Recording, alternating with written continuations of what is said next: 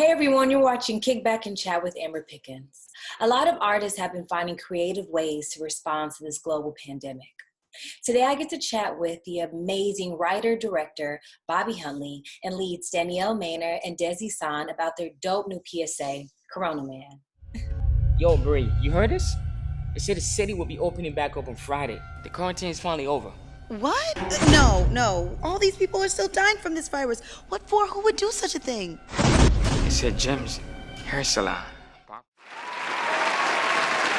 Congratulations on Corona Man. I'm super excited about our project. It is so amazing, so timely, extremely necessary for what's going on right now. So thank you all so much. Thank you for having us. Yeah, so Bobby, why did you feel it was important to create Corona Man right now? I love how you use Candyman as inspiration as well.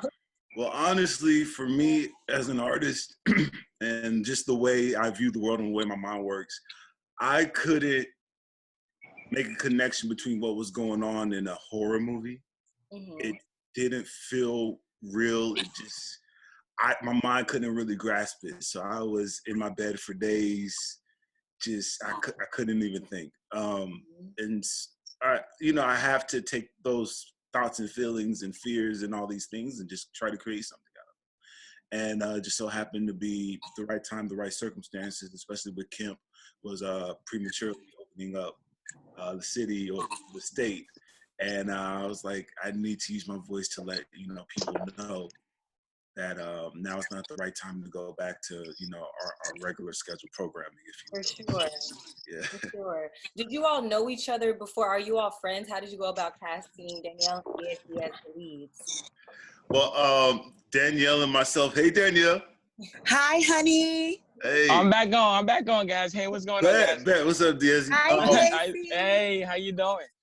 Yeah, so we just completed a project back in February that about sickle cell, and Danielle was the lead actress in that role, and I brought in Desi. He auditioned to be in it, and I just love their chemistry, and they look amazing together on screen. And I couldn't make the pairing happen for that particular project, but I said I'm gonna find a way to bring them together, and it was just clandestine because they happened to fit the features needed for Corona Man because they look just like the actors that are in Candyman, and it just worked out. Like perfect. Yeah. Yes. Okay. So Danielle, in the clip, can I call it a film? Is it safe to say film? I know it's. I'm calling it a cinematic PSA. Yeah, because it's so cinematic PSA. And that was less than 3 minutes, right? Mm-hmm. Yeah. That was about that's a powerful 2 minutes and 40 seconds, however long it is. I think that it definitely will go down in history. Even my neighbor sent it to me. She sent it to me, Miss Neck, and I was like, oh, I got to get on this. I have to interview these artists immediately. That's good. Nice. So Danielle, in the clip, your character begins to panic when she reads that the state is reopening. How do you feel about that? How did you respond to the news when you heard that they were going to reopen everything? So I like to follow politics. It's interesting to me. And I was watching, I had heard about the press conference and everything, but what really got me is the fact that the mayors felt like the governor had sideswiped them, and that Governor Kemp didn't call Keisha, didn't let the mayor of Albany know, and these are major populations of Black people and people of color and everything like that. And he also created in this executive order that the mayors had no control or say so, or power over him. And so, I just saw her on the news. She's so poised, Keisha Lance Bottoms is Mayor Keisha is just so poised and so lovely. But you could tell, we all speak Black girl. Mm-hmm. And you could tell by the look on her face and the way that everything was going is she was upset. She was really upset, and she, was unhappy about how everything kind of happened. And so I felt as an artist, I felt compelled to really to do something as well. So when Bobby came with the idea, I thought it was great, and I was all on board.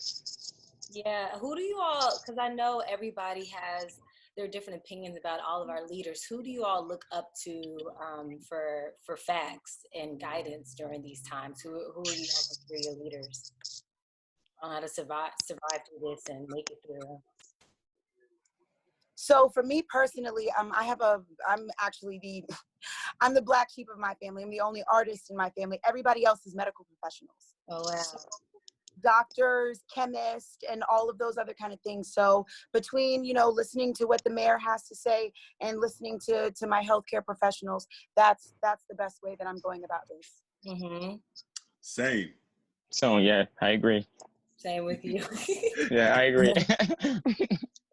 And Diaz, you play Corona Man, and yeah, Anthony. Yeah. you represent the people that aren't taking this virus serious. So what is your message for those who feel the same as Corona Man that still want to go out and just have a good Listen, time? to be frank, at first, this whole, virus, I personally didn't take it serious. So it's funny, I was casted for the right role, but because at first I was still doing what I had to do, because I feel like nothing's stopping the vision. Like you gotta get it, you gotta go, you gotta get it. But after doing this project, we felt that we reached so many people, and so many people lost a lot of people in this whole outbreak. So that kind of just allows me to just sink down, fall back, and just take life a little bit more slower. To really not just try to jump into things as fast as you can, because I mean, I was still trying to go out there and actually produce my own projects and all that kind of stuff. But then that kind of just said, wow, people are responding to this, and people are dying from this. So this is actually serious, So that kind of just shined a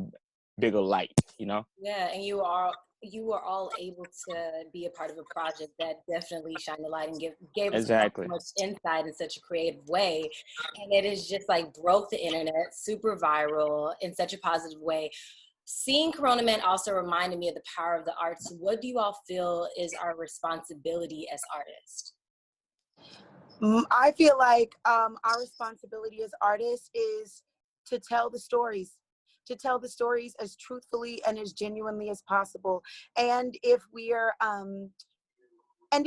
in a place and space where we're creating a suspension of belief in a other world, or doing something kind of science fiction-y in that type of realm, to actually create it and make it a whole, full, three-dimensional thing, because at the end of the day, art is felt viscerally.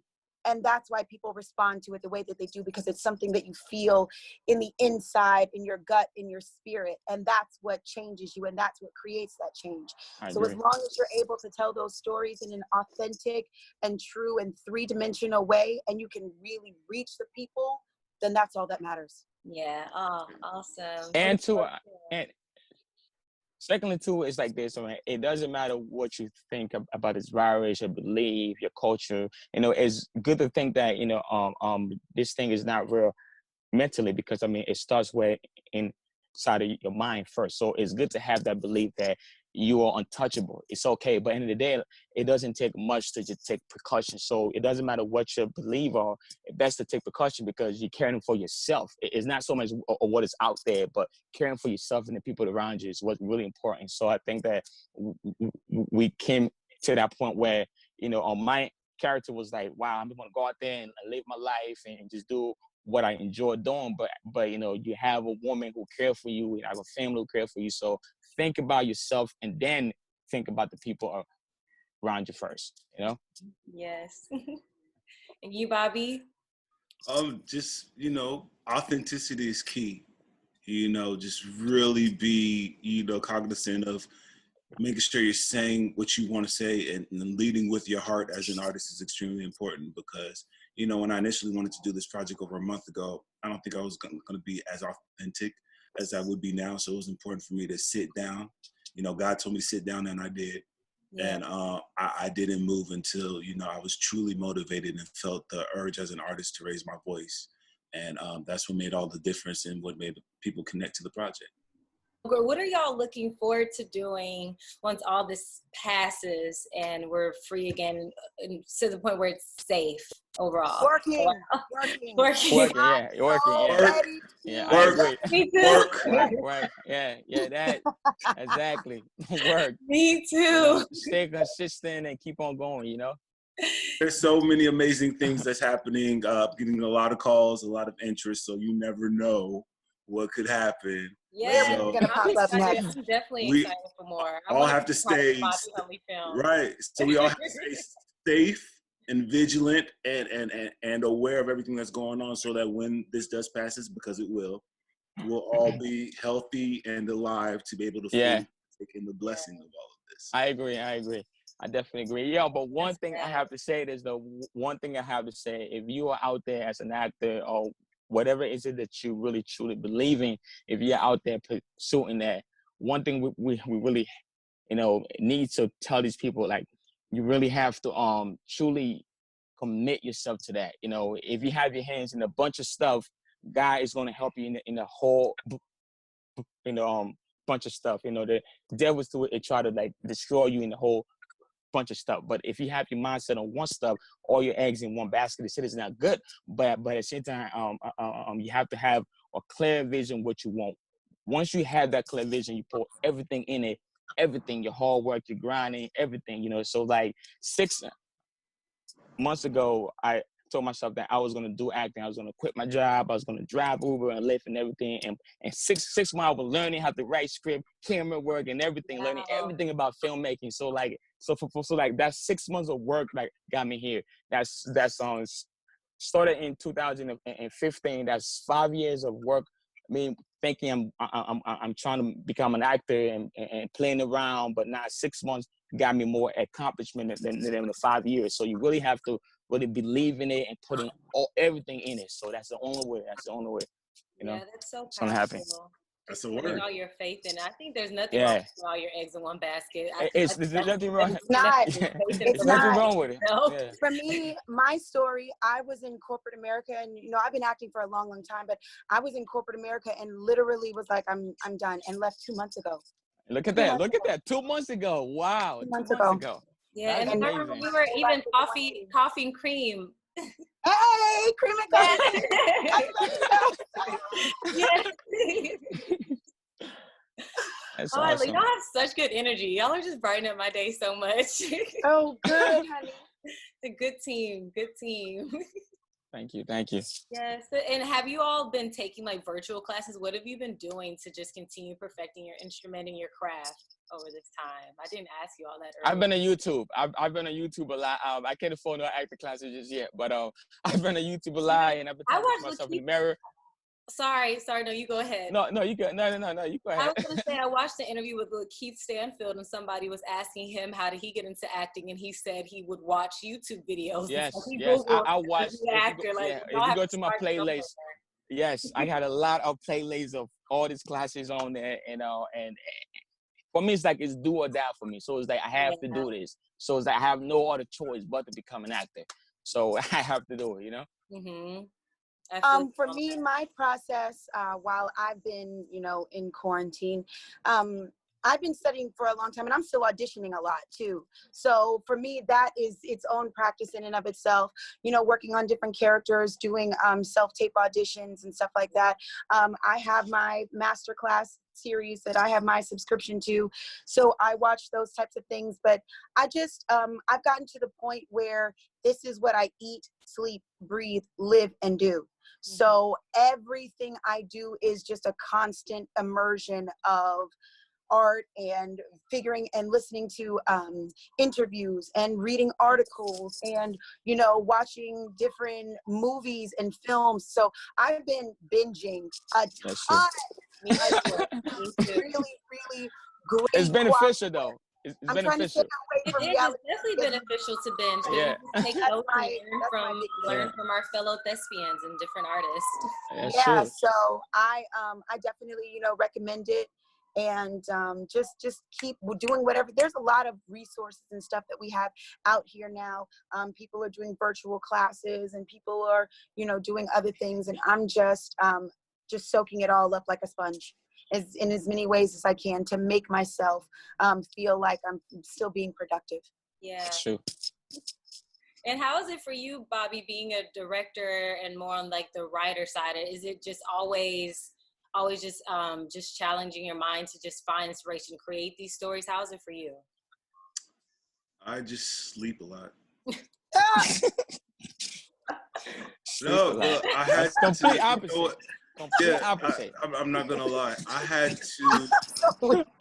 I was in this weird space, and because you see that thing. Oh, by the time this is over, you should have 20 scripts and Yeah, Yeah, right. so many people have been saying that. I'm like, oh my gosh. I had Finding to. pressure on The ourselves. first 2-3 weeks of this was me trying to get out of the depression of that weight, and becoming okay with, no, I don't have to do X, Y, Z. If it's just not there, if I'm just not feeling it, don't force it. Yeah. Right. So, That's true. That's true. I agree, Bobby. And then when I finally listened to that voice and it said go, and this is what happened when I listened to it.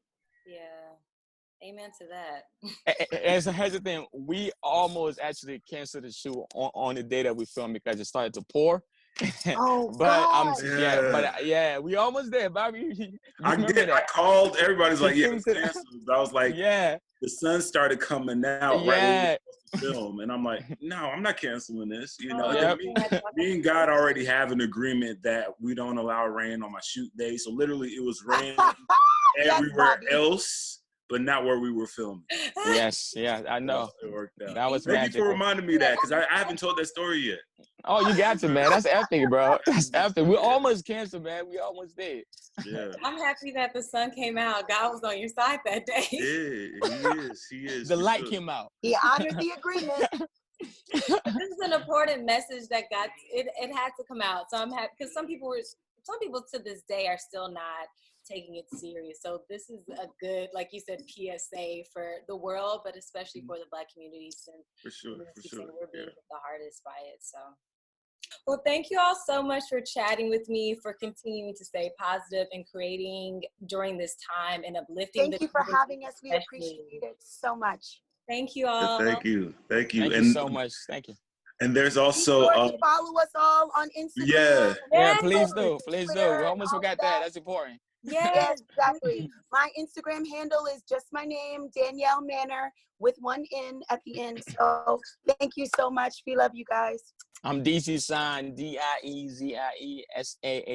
You can follow me on Instagram or Facebook. Not on Twitter yet, but so you can just find me on that. Just show love and support. Yes. And I'm Bobby. So B Huntley Bobby Films. Virginia is behind it. Thank you so much. Thank you Amber. so much. Thank you. Bye. Bye-bye.